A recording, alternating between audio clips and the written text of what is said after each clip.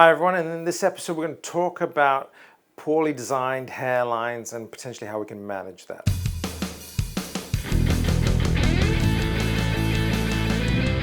Hi everyone, welcome back to the show. One of the things that we're very passionate about is if you are getting a hair transplant, make sure it's designed and executed properly. That doesn't mean that the best people to do it are Russell or myself. No, we've had a lot of experience, but one of the things that we're seeing with the globalization of hair transplant procedures, where people are traveling overseas to get it done, or people who are providing a service with very little experience or certainly no medical qualifications behind them, can potentially leave people, dare I say it, disfigured.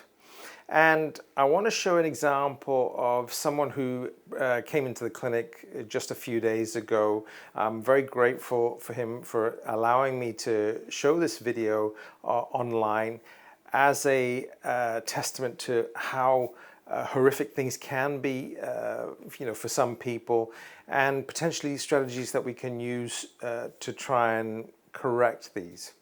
So this is a guy who's had a hair transplant procedure. It's been 18 months, so we know that the procedure's now complete. All the hairs have come through, but he was unhappy with his hairline.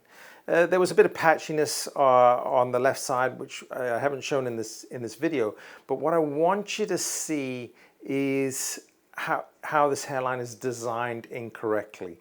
We can see that it's curved down in the corners. And what he's had to do is to shave the areas what he's not happy about to try and keep the shape of the hairline looking as masculine as possible.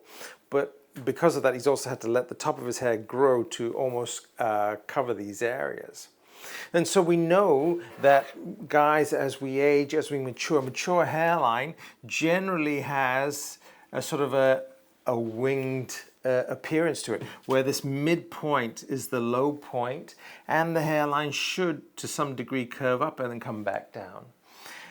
When you're a teenager, when you're in your sort of adolescent phase, you generally have a hairline that almost goes straight across, and that's great. But hairlines don't sit like that, and there are very few people in their 40s, 50s, 70s, 90s that have a straight hairline. And what you can see in this video of this individual is that they've created a hairline, but what they've done is they've brought the hairline down in the corners and then filled this area up, creating this sort of curved hairline pattern, which is very much the hairline that someone would have if they're female. So women have a very sort of curved hairline. And so obviously this is not, he's unhappy about it. He's gone overseas, he's had it done. It's exceedingly expensive to travel overseas and get it corrected, and the question is how to correct this. One other issue, which is a smaller point on this, is that they've used 2 and 3 hair grafts in the frontal hairline, which makes it look a little bit pluggy and unnatural, but like I said, he shaved it at this point to try and minimize the effect. But essentially what we're going to have to do is to pick out an area and recreate the hairline that we want, and unfortunately reharvest some of these, all of these grafts that are in this area and in this area, and then reposition them back where there are gaps in behind the hairline. There will be some degree of scarring in this corner.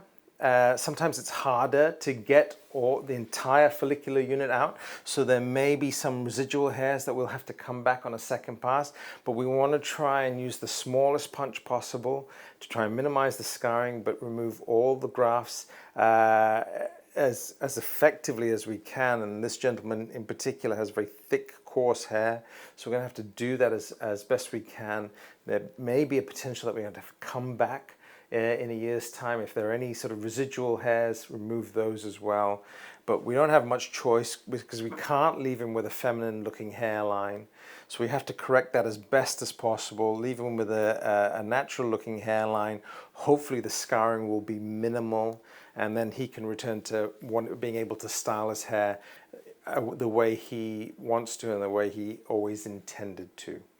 So this is not meant to try and instill fear, don't go overseas, but certainly make sure that you get good advice, make sure that the hairline is designed properly, appropriately, that you know what you're looking for, and make sure that it's executed properly as well. I hope you found that useful. Thanks again for watching, and I hope to see you on the next episode.